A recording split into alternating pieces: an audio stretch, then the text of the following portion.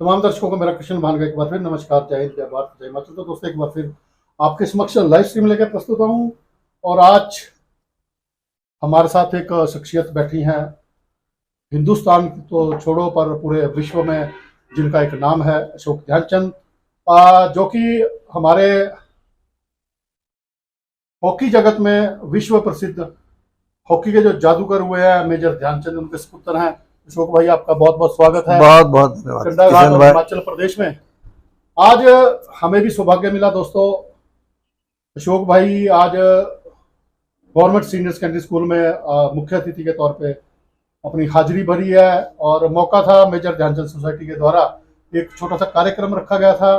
कार्यक्रम ये था भी, उसमें आज जो हमारे स्कूल की बच्चियां या बच्चे हैं जिन्होंने हॉकी में नाम कमाया है, उन्हें सम्मानित करने के लिए मेजर हमारे अशोक ध्यानचंद जी यहाँ पहुंचे थे। तो सर, कैसा लगा आपको आज?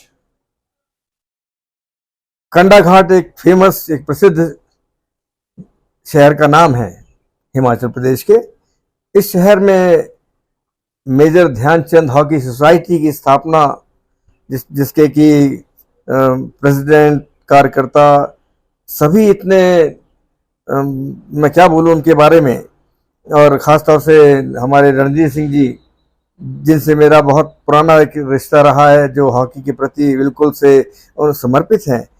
उन्होंने इन बच्चियों को, और उन बच्चियों को जिन्होंने इस गवर्नमेंट सीनियर सेकेंडरी स्कूल की छात्राएं हैं, जिन्होंने नेशनल्स के अंदर पार्टिसिपेट किया, उसको यह संस्था मेजर ध्यानचंद हॉकी सोसाइटी, उन्होंने उनको ऑनर करने का, सम्मान देने का निर्णय लिया। और उसके लिए उन्होंने मुझसे बात करी। तो ये तो मेरे लिए एक सौभाग्य की बात है कि उन उदयमान बच्चों को, छात्राओं को, छात्रों को, जब वो आगे बढ़ने की कोशिश कर रहे होते हों, तो कहीं ना कहीं एक छोटा सा मेरा ये सहयोग या मेरी ये प्रेरणा या मेरी बातें जो उनको मैं कहता हूँ या कही गई हैं, उनको और आगे बढ़ने में एक रास्ता दिखाने का काम करती हैं। और मैं बड़ी बेहद खुशी के साथ कहता हूँ कि उस सेकेंडरी स्कूल की प्राचार्य महोदय, सारे टीचर्स, जितने भी वहाँ के कर्मी हैं, कर्मी दल जिसको मैं कहूँ, और करीब 500 बच्चे सामने बैठकर इस बात को देख रहे थे कि उनके उन्हीं में विद्वान मौजूद छात्राएं जो हैं, जिन्होंने हॉकी के अंदर, नेशनल्स के अंदर पार्टिसिपेट किया है, उनको सम्मान मिल रहा है, उनको सम्मानित किया जा रहा है। तो एक बहुत बड़ी बात इन बच्चों के सामने भी आ जाती है। और वो यही कोशिश करते हैं कि आगे बढ़कर वो भी किसी ना किसी खेल में अपने आप को इंडल्ज करके और आगे बढ़े। और कंडाघाट का नाम और हिमाचल का नाम, और डेफिनेटली जब इन दो का नाम होना है तो देश का नाम तो होना ही होना है। अशोक भाई, सौभाग्य है हमारा भी, आप कंडाघाट हिमाचल प्रदेश में पहुंचे हैं। और जैसा कि आपने स्कूल में बोला भी, एक सिरमौर की संज्ञा दी है। सिर का मुकुट, सिरमौर का मतलब है। सिरमौर हमारे जिला भी है यहाँ हिमाचल प्रदेश में। और एक भाषण में भी आप बोल रहे थे भी, जो मेजर ध्यानचंद जी थे, उनके नाम पर खेल दिवस मनाया जाता है। और बात करें भारत रत्न की जी, तो कई बार मैंने आपके साथ वैसे भी, जैसे आप घर से भेजते हैं तो हम अपने चैनल के माध्यम से इसको उठाते रहे हैं। तो जो भारत रत्न के बारे में क्या कहेंगे सर आप, जो अभी तक नहीं मिला? एक खिलाड़ी होने के नाते तो मैं इस बात को कह सकता हूं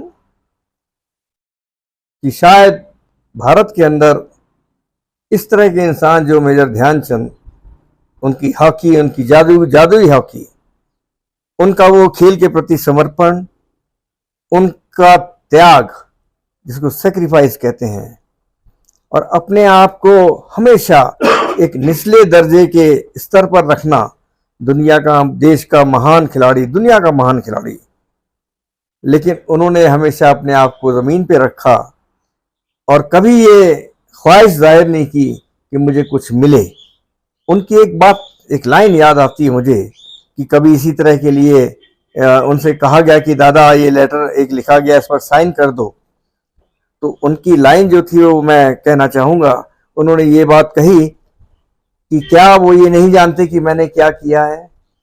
जो उनके आदेश थे, जो उनके ऑर्डर्स थे, जो मुझको करना चाहिए था, वो मैंने किया है।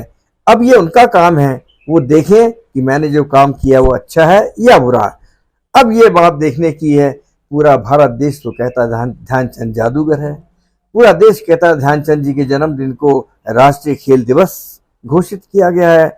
उनकी स्टैच्यूज लगाई गई हैं, करीब 25 स्टैच्यूज इस देश के अंदर। हमारे लोगों की जो मनोभावना है, जो उनके अंदर एक श्रद्धा है इस खिलाड़ी के प्रति, उन्होंने अपने उसके अभिभूत होकर ये सब चीजें कार्य किए हैं। कितने स्टेडियमों के नाम मेजर ध्यानचंद के नाम के लिए हैं। ध्यानचंद अब इस दुनिया में नहीं है, लेकिन उनके नाम, उनकी प्रेरणा, उनके द्वारा किए गए कार्य हमारे बच्चों के लिए और हमारे उनके जीवन के लिए, और जब वो आगे बढ़कर देश के लिए खेलेंगे और खेलते हैं तो डेफिनेटली भारत का सम्मान आगे बढ़ता है। तो ऐसे व्यक्तियों को जो एक आम जिंदगी में, जो हमारी रोजमर्रा की जिंदगी में हमारे बच्चों से जुड़े हैं, हमारे लोगों से जुड़े हैं, उनकी भावनाओं से जुड़े हैं, और यकीन मानिए उनके परिवार का सदस्य होने के नाते तो मैं भी अपने आप को कभी कभी ये सोचता हूँ कि इतने बड़े शख्स के घर में मेरा जन्म होना और 3 पीढ़ियों का हॉकी को खेलना, ये और मेडल्स के साथ खेलना, नहीं खेले तो सभी लोग हैं हमारे घर के, लेकिन मेडल्स के साथ, कोई ओलंपिक में खेल रहा है, कोई अर्जुन अवार्ड देश का मिलता है, किसी को सिल्वर मेडल एशियाड का मिलता है 3rd जनरेशन को।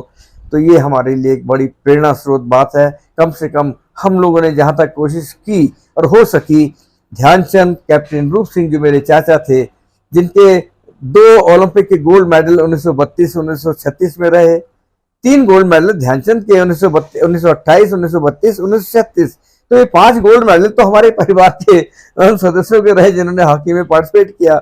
मेरा एक ओलंपिक का मेडल रहा 1972 का, जिसको मैंने कभी अपने पिताजी को और बाबूजी को या चाचा जी को दिखाया नहीं, शर्म के मारे, क्योंकि वो लोग तो सोना लाने वाले लोग थे, और मुझे जो मैं खेलने गया हूं तो मुझे एक बड़े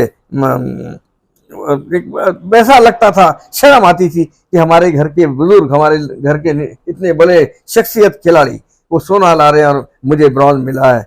और ये कोशिश मेरी जारी रही कि कभी मुझे सोना मिलने का, ऐसा गोल्ड मेडल मिलने का अवसर मिले, ताकि मैं उनके सामने खड़ा होकर उनको ये समर्पित कर सकूं कि हाँ बाबूजी और चाचा जी और उन खिलाड़ियों को कि मैं ये गोल्ड मेडल जीत कर आया हूं। तो मौका मुझे 1975 में वर्ल्ड कप में मुझे मिला, अगेंस्ट पाकिस्तान, मलेशिया में फाइनल मैच में, जब विजयी गोल और भारत का जीत दिलाने वाला गोल मेरी हॉकी से होता है, और भारत की टीम दुनिया में विश्व कप चैंपियन के नाम से जानी जाती है। तो वो एक मेरे लिए गर्वीले क्षण थे, पल थे, और जिसकी वजह से भारत को एक अभूतपूर्व एक हमको जीत मिली, और ये खुशी थी। और उसके बाद मैंने जब मेडल्स अपनी माँ और बाप के चरणों में रखा, और यकीन माने उन्होंने मेरी पीठ को थपथपाया, 3 बार टैप किया और आवाज नहीं निकाली, कोई शब्द नहीं कहे, लेकिन वो टैपिंग ही उनकी कई शब्द मेरे दिमाग में, मेरे दिलो दिमाग में पैदा कर गई कि मेरे माता पिता बेहद खुश हैं, उनके परिवार से उस प्रथा को जो हमारे परिवार ने इस देश को दी, और देश ने गोल्ड मेडल्स की झड़ी लगा दी। जिस देश ने 8 गोल्ड मेडल जीत के पूरी दुनिया में एक रिकॉर्ड कायम किया हो, अभी तक 8 गोल्ड मेडल किसी कंट्री के नहीं है।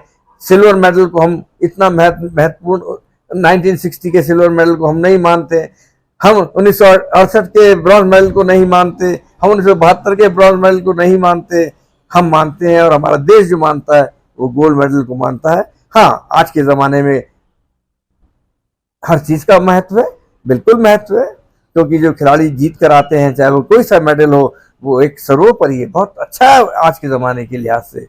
तो मैं इस बात को लेके चलता हूँ कि कहीं भी जब मेरा जाना होता है, और जब मैं बच्चों के साथ इंटरेक्ट करता हूँ, स्कूली बच्चों के साथ, जिनका भविष्य आगे कितनी लाइनों के साथ जुड़ा होता है, कोई वैज्ञानिक बनेगा, कोई आर्टिस्ट बनेगा, कोई कहीं पर कुछ करेगा, इनके अंदर वो प्रेरणा, वो भावना, वो कुछ करने की क्षमता, उसको झंझोरना, तो ये काम मैं चाहता हूँ कि मैं जब तक हूँ मैं करता रहूँ, और इन बच्चों को देश के लिए, देश के सम्मान को बढ़ाने के लिए प्रेरित करता रहूं, उनको प्रेरणादायक बातें बताता रहूं, और कहता रहूं कि आप इस देश के भविष्य हैं, और जब आप भविष्य हैं तो देश के लिए ऐसे ऐसे कार्य करो जो पूरे विश्व के अंदर भारत का नाम हो जाए।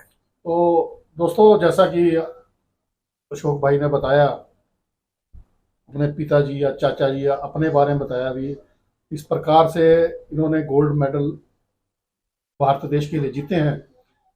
और आपको बताना चाहूँगे, खुद हमारे अशोक ध्यानचंद जी अर्जुन अवार्ड से सम्मानित हैं। और अशोक भाई, अभी रिसेंटली आपने कुछ समय पहले मुलाकात की थी राष्ट्रपति मुर्मू जी से, जी। और बड़ा सौभाग्य की बात है, अभी आप भी इस समय हिमाचल प्रदेश में हैं और राष्ट्रपति महोदय हमारी जो मुर्मू जी हैं वो भी हैं। तो जो आपकी मुलाकात हुई थी, क्या विषय था, कैसी रही वो? एक बस हमने मुलाकात का वक्त मांगा और हमारे राष्ट्रपति महोदया जी ने, महामहिम ने हमको वो वक्त दिया। और इतना मुझे वो क्षण, वो पल, क्योंकि एक वो आर्टिफिशियल लाइफ वाली नहीं है, वो रियलिटी लाइफ वाले लोग हैं। उनकी शख्सियत उन जगह से है, उनका बेस वो जगह है जहाँ पर आम इंसान, आम जिंदगी चलती हैं। उन्होंने बड़े ही, जैसे कोई घर के हमारी कोई महिला लेडी बात कर रही हो, जबकि वो महामहिम भारत देश की इतनी बड़ी शख्सियत।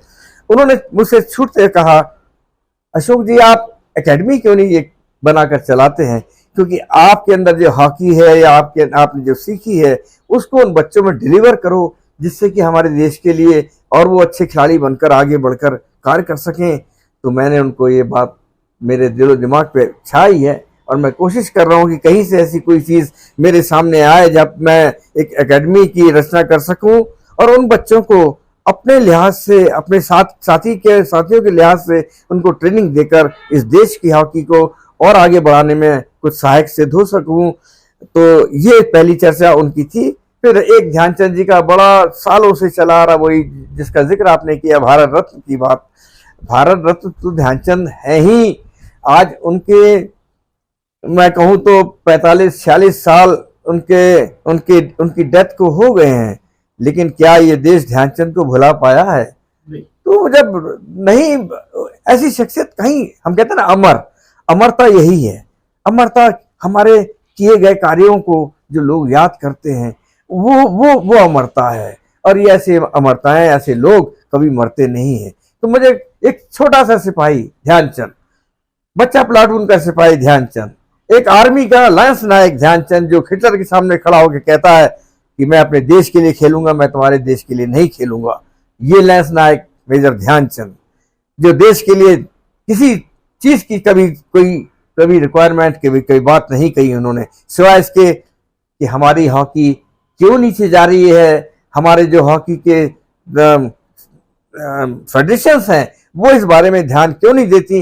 ये जब वो जिंदा थे तब की बातें हैं, और जिसका रूप आज तक हमको देखने को मिल रहा है कि हमको बहुत 41 साल तो ओलंपिक का मेडल जीतने में लग गए हमको। उसके बाद वर्ल्ड कप में हम अभी तक नहीं पहुंचे हैं। हाँ, मैं ये जरूर कहूंगा कि जो टीम का मैंने अभी खेलते हुए देखा है, भारतीय टीम को, और जिस तरह से उनके अंदर एक मारक क्षमता आई है, जो एक उनके अंदर कॉन्फिडेंस आया है, वो ऊपर बढ़ा है, वो बहुत ऊपर बढ़ गया है। इन खिलाड़ियों के अंदर जीतने की लालसा पैदा हो गई है। अब ये इसलिए नहीं जा रहे हैं कि हमको खाली ओलंपियन बनना है या खेलना है, अब ये जा रहे हैं मेडल्स लेने के लिए। और मुझे यकीन है कि आने वाले ओलंपिक के अंदर भारत की हॉकी टीम पोडियम पर हमको खड़ी नजर आएगी, और कोई ना कोई मेडल, जिसकी कामना तो मैं करता हूं कि वही सोने का मेडल वो जीते, अन्यथा सिल्वर और ब्रॉन्ज, इसके सिवा हमको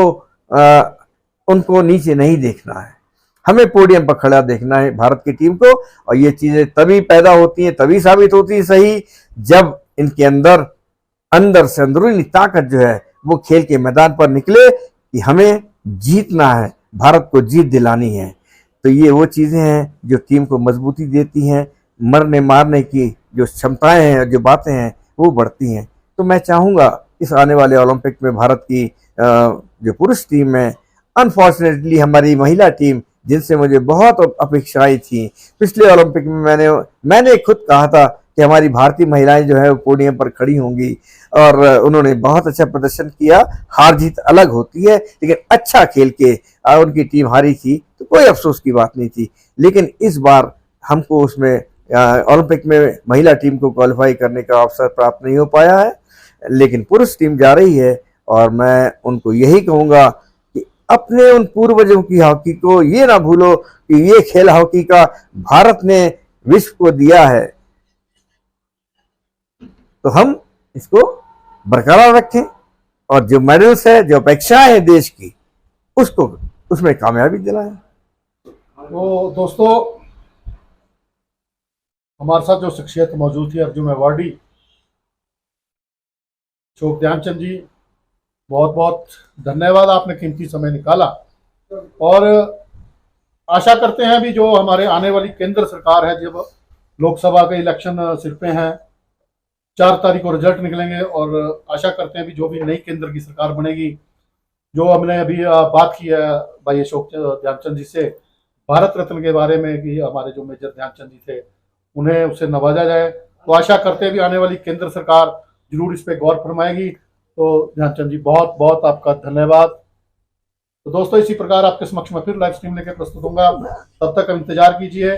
जय हिंद, जय भारत, जय हिमाचल। भूषण ज्वेलर्स सोलन, प्रदेश और देश भर में जाना पहचाना नाम। भूषण ज्वेलर्स, लोअर बाजार, Solan, Himachal Pradesh.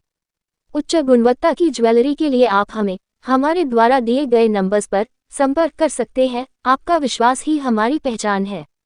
Delhi world public school, Chail road, Kotla, तहसील कंडाघाट, जिला सोलन, हिमाचल प्रदेश। एडमिशन शुरू हो चुकी है। आप हमारे द्वारा दिए गए नंबर्स पर संपर्क कर सकते हैं।